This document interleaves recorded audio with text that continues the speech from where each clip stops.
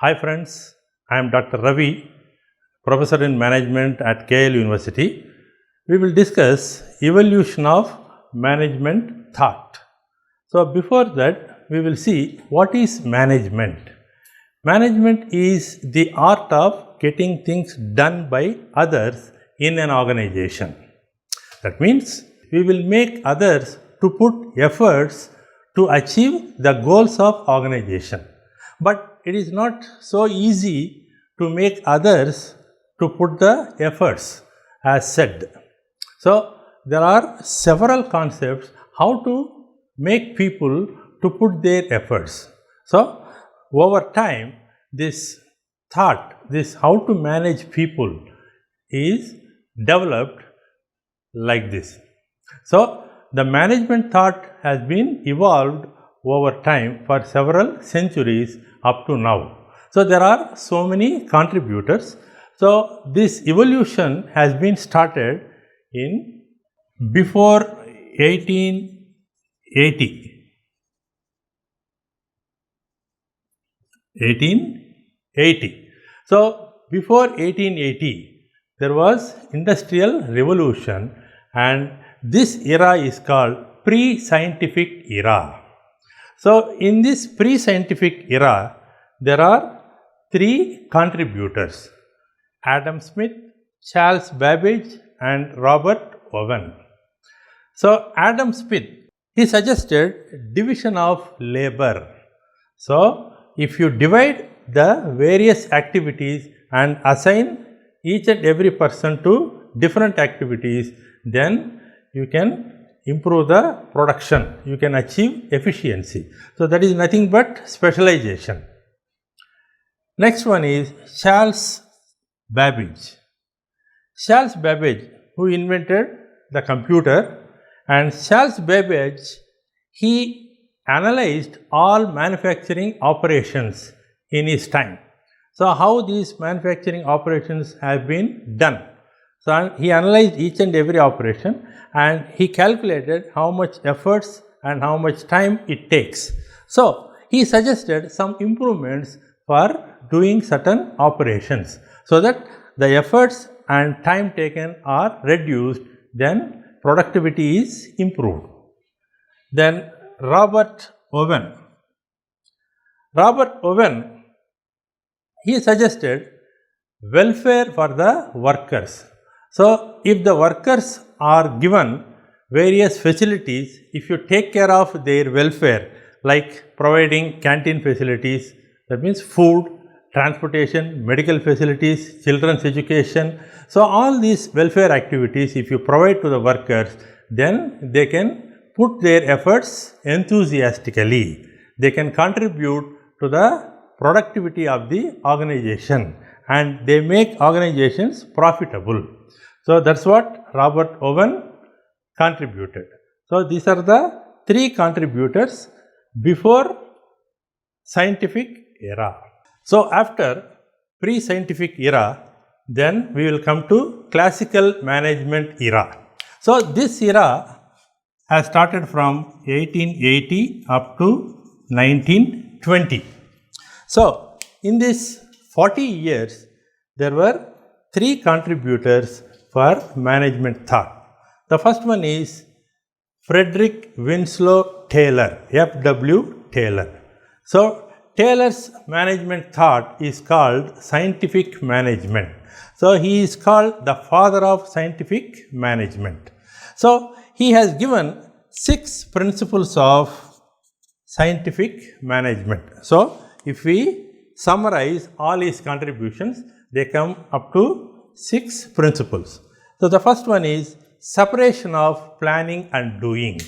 So in those days, the planning and what work should be done, everything is done by the workers. But Taylor suggested that it should not be like that. So somebody should plan, then the worker should do that. He has to implement that plan. So that's what he suggested under separation of planning and doing. Then functional foremanship. Functional foremanship means, so he suggested specialization. So, for each and every activity, for each and every function, there must be a separate skilled person should do that function. Then work study. Work study means he suggested to study the work activities, and he wanted to develop the best method which will take less effort and less time. So, that is called method study, then time study, then fatigue study. Fatigue study means, so worker should not be given continuous work. So, he should be given some rest periods in between, so that the worker cannot be tired. When you give rest period, the worker will be refreshed and he will do his activity more enthusiastically, more efficiently. Then standardization of tools and equipment. So, for each and every activity, the tools, the instruments, the machinery should be standardized. So, a standard quality tools, standard quality equipment must be used so that you can get standardized output. Then working conditions. So, he suggested improved working conditions. In those days, factories are so dirty, they look like dungeons. There is no proper ventilation, proper air circulation, all those things were there. So, he suggested to improve these conditions. So, the floor, working floor should be kept clean and hygienic. Then scientific selection and training of the workers. So, in those days, workers were selected just whatever management thinks. So, if they are brothers or some relatives or neighbors or friends, they just appoint the workers. So, Taylor suggested it should not be like that. You have to select a person, the right person with right skills to do a right job. So, if doesn't have any skill, you have to provide training to them so that he can perform his work more efficiently. Then mental revolution. So, he suggested bilateral mental revolution. Bilateral means from two sides.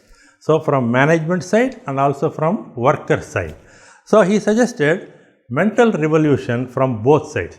In those days, management are looking down upon the workers and workers are looking at the management as enemies. So, there are no any good interpersonal relationship. So, he suggested it should not be like that. Both management and workers should have good interpersonal relationship and they should have good trust among them. Then differential piece rate system. Differential piece rate system. That means in those days, all workers, irrespective of their performance, they are given the same wages. That means same salary. But Taylor suggested a good performer should be given more salary and a low performer should be given less salary. So, there must be a difference between their salaries according to the difference between their performance. Then economy. So, there must be cost control. So, you should control the cost of each and every operation. When you cut the wastage of the operation, then cost will be reduced. So, production cost will be reduced and prices will also be reduced. And also the maximum output. So, he suggested division of labor, right, or specialization. Like Adam Smith, he suggested division of labor. So, each and every person should be given a specialized function only. No person should perform all the functions simultaneously. So, when a person performs a certain function for a long time, he becomes highly skilled, then he can reduce the effort and time of doing that operation. Then cost will be reduced and output will be increased. So, next, Fayol, Henry Fayol. So, Henry Fayol, he suggested two things. First one is functions of management. So, he has provided 5 functions of management. That means every manager should perform 5 types of functions like planning, organizing, commanding, coordinating and controlling. So, every manager should plan, should organize, should command, that means give orders, instructions, directions and coordinating. So, he has to synthesize, he has to harmonize all the activities of the department towards the organization's goal, and finally controlling. So, if there is any mistake or if there is any problem or some deviation occurs from the standard performance, then he will take action so that the performance will be in the right direction. So, controlling. So, he suggested 5 functions for every manager, and he also suggested 14 principles of management. So, he said you have to follow these 14 principles so that you can easily manage your workforce, like division of labor and authority and responsibility should be given in a balanced manner. There must be proper authority structure, proper channels of communication and many things, teamwork. So, like that 14 principles are suggested by Henry Fayol. So, he is called the father of administrative management. So, finally, Weber, Max Weber. So, he is a German and he says organization should have a stable structure. There must be correct hierarchy of authority. So, who is the superior, who is the subordinate, all. And this structure should have the clear-cut rules and regulations and procedures. For each and every activity, there must be rules, there must be regulations, there must be procedures, standard procedures, so that the system is standardized, well established, stabilized, so that management can be done by having all these systems in place. That is the Max Weber's contribution. Next, neoclassical era. That means this is classical era, this is neoclassical era. Neoclassical era means it is a new and improved era upon classical era. So, under this neoclassical era is from 1920 to 1950. For 30 years, there were 2 approaches, human relations approach and behavioral science approach. So, under human relations approach, there was Elton Mayo. Elton Mayo contributed to the human relations approach. He conducted Hawthorne experiments.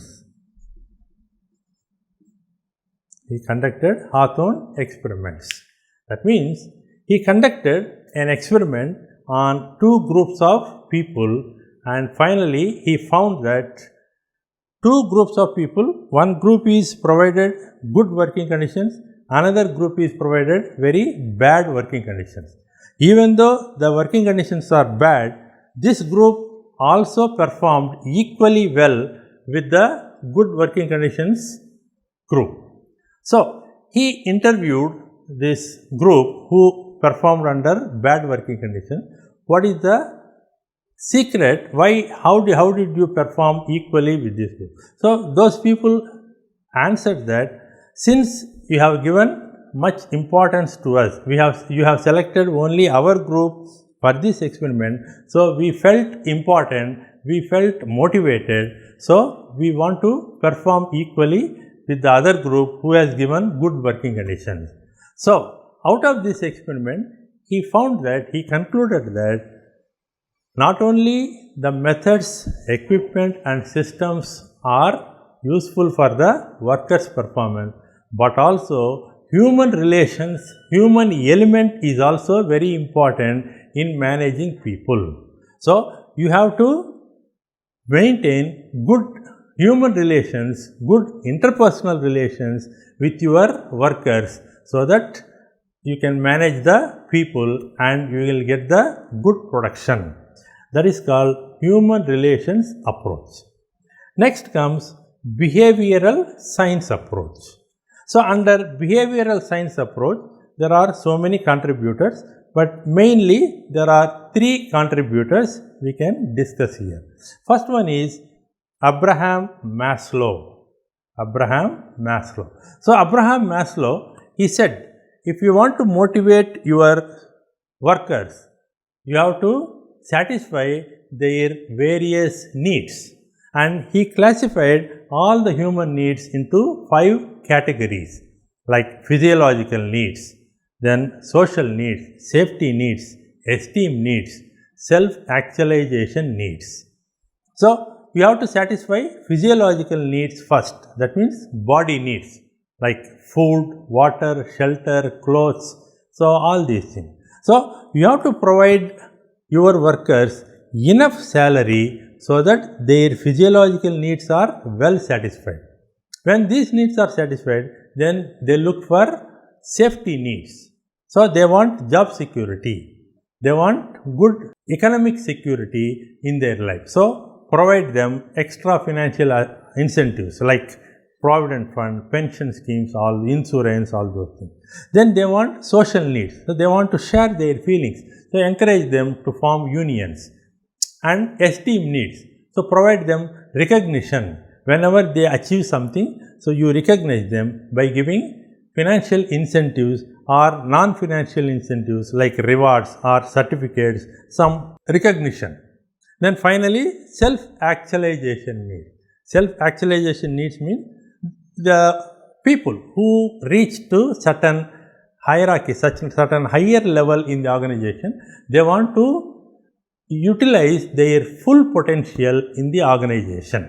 So, you have to provide the scope, opportunity for the people to utilize their full potential. So, that is what Abraham Maslow contributed. So that if you fulfill all these needs one by one, then the people, the employees will be highly motivated. Then comes Douglas McGregor. Douglas McGregor, he has given 2 theories, theory X and theory Y. So, in theory X, he said that normally human beings are lazy, they dislike work, they do not want to take any responsibility. Then in theory Y, he explained that even though the people are lazy, dislike the work, by providing proper conditions, by creating proper circumstances, you can motivate people so that they started to like their work, they can contribute, they can work for the achievement of the goals. That is Douglas McGregor's theory X and theory Y. And finally, Frederick Hertzberg. Frederick Hertzberg, he interviewed 200 accountants and other engineers, and he asked them what factors actually motivate you. So, what factors will give you job satisfaction? So, based on their answers, he categorized into 2 groups of factors. So, first one he called hygienic factors, second one he called motivational factors.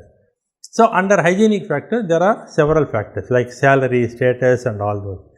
And under motivational factors, achievement, recognition, everything. So, he concluded that salary, status and other things will not motivate a person enough. If you want to motivate a person, if you want to manage a person, you have to provide him achievement oriented task, challenging task. You have to recognize their achievements. You have to reward them appropriately for their achievements. Then only people are motivated. Now, finally, modern management era. This era is from 1950 up to now, till date. Okay. So, now we are in modern management era. Okay. So, under this there are 3 approaches. First one is quantitative approach. This quantitative approach is contributed by more than 20 contributors, more than 20 experts or authors. So, what this quantitative approach says? So, these contributors, they say management is nothing but decision making. So, you have to make decisions and you have to solve the managerial problems whenever they arise. So, this quantitative approach says every managerial problem can be solved through mathematical models, through statistical models. So, by applying various models, for example, operations research, right, or SQC models, many models you can use and solve the managerial problem, and based on those models you can take decisions to solve your managerial problems. That is quantitative approach. That means every managerial problem should be quantified in numerical terms so that it is very easier to manage the organization. Second one is systems approach. Systems approach is contributed by Ludwig. So, Ludwig says the entire organization can be considered as a system. So, this is a system, this is the organization. So, within system there are several subsystems. For example, financial department, purchase department, marketing department, production department, human resources department. So, a system consists of several subsystems like this, and this system is not an isolated system. This system is affected by the environmental forces. For example, this is the organization or system. So, this organization is affected by competitors, right. So, whenever competitors they reduce the price, our organization should also reduce our product price. If they apply a new technology, we should also adopt that new technology so that you can survive in the market. So, competitors will affect your organization, and technological changes will affect your organization. Economic forces, economic conditions in the society will affect your organization. Government rules and regulations, government policies, they also affect, and customer needs and wants, they also affect your organization. So, organization is affected by environmental forces, and this organization takes inputs from the environment and it processes those inputs and they give back outputs to the environment. So, this is the systems approach concept given by Ludwig. So, next approach is called contingency approach. Contingency approach is given by Fiedler and several others. So, contingency approach says that there is no any particular method of management. There is no any specific type of management technique to apply to each and every situation, because each and every situation is different. So, for different situation, for different problems, we have to apply different management approaches. Only one approach cannot be applicable for all situations. Even for the same situation, you cannot apply the same management method at different times. For example, today you are facing with some situation, some problem. So, you applied one management technique, this problem is solved. Maybe after 1 month, you will face the same problem, but you cannot apply the same technique after 1 month. It may not work because the times are different, people are different, their behaviors are different, attitudes are different. So, each and every situation is unique situation. So, according to the situation, you have to apply the management technique.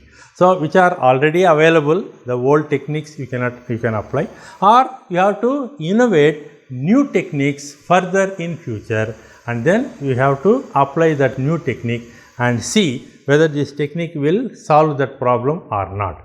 That is called contingency approach. Contingency means the situational approach. So, according to situation, different techniques you have to apply. That is the last approach in evolution of management thought. Thank you very much. Have a nice day.